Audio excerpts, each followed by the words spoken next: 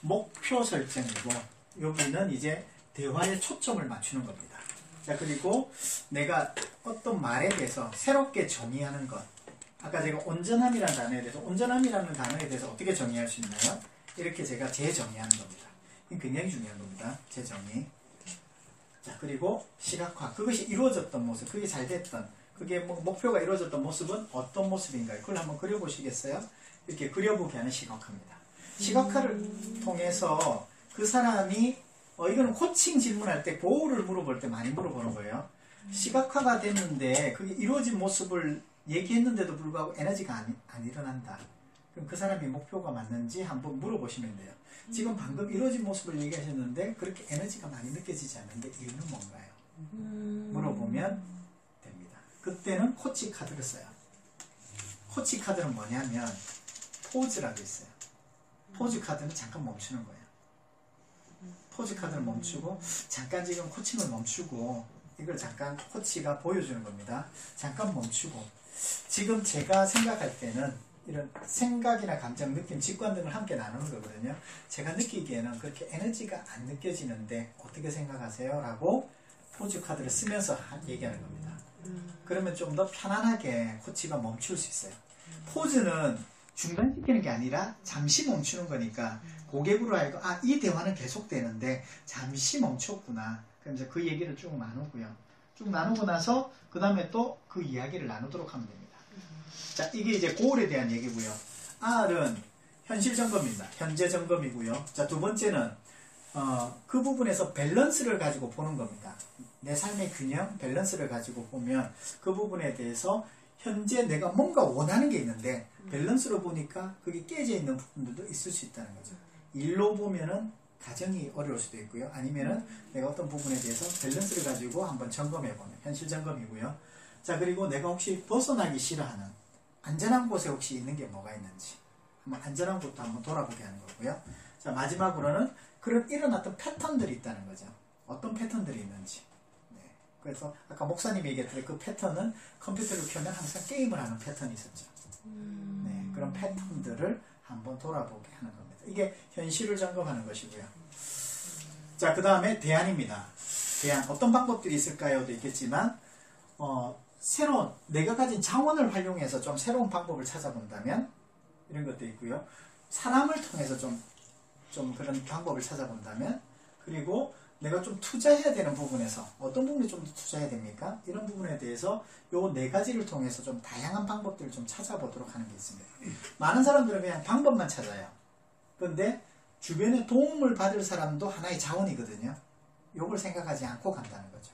그래서 요것도 한번 돌아보게 하는 게 필요하고요.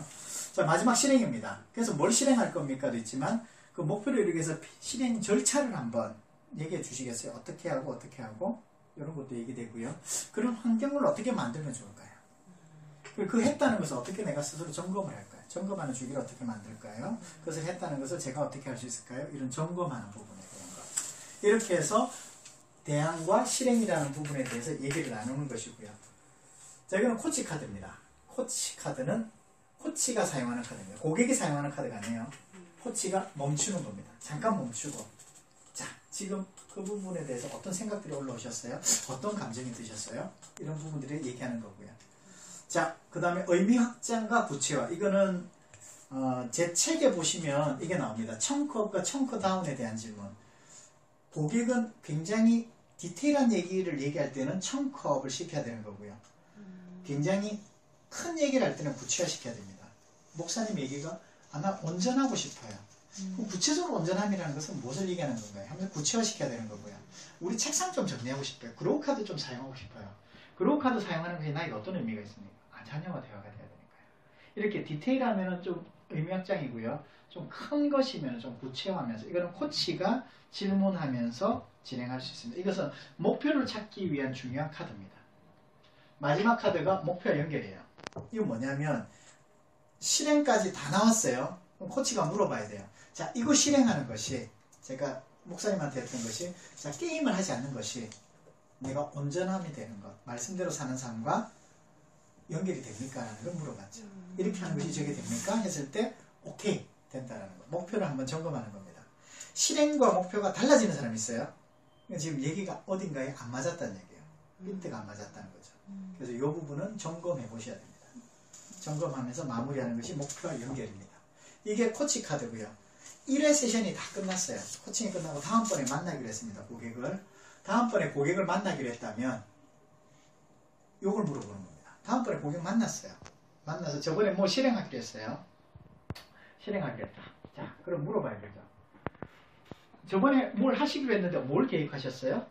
물어보고요. 자, 계획했던 것 중에서 뭘 실행하셨습니까? 자, 실행하면서 새롭게 깨달은 것이 있다면 뭐가 있습니까? 마지막으로 이 깨달은 걸 통해서 앞으로 어떤 변화가 기대가 되나요? 어떤 변화를 하실 생각이세요? 뭐 이런 얘기들을 나누는 겁니다. 이건 피드백 카드예요.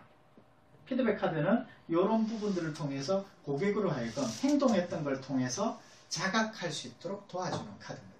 그래서 요 4가지 단계를 해서 꼭 물어봐 주세요.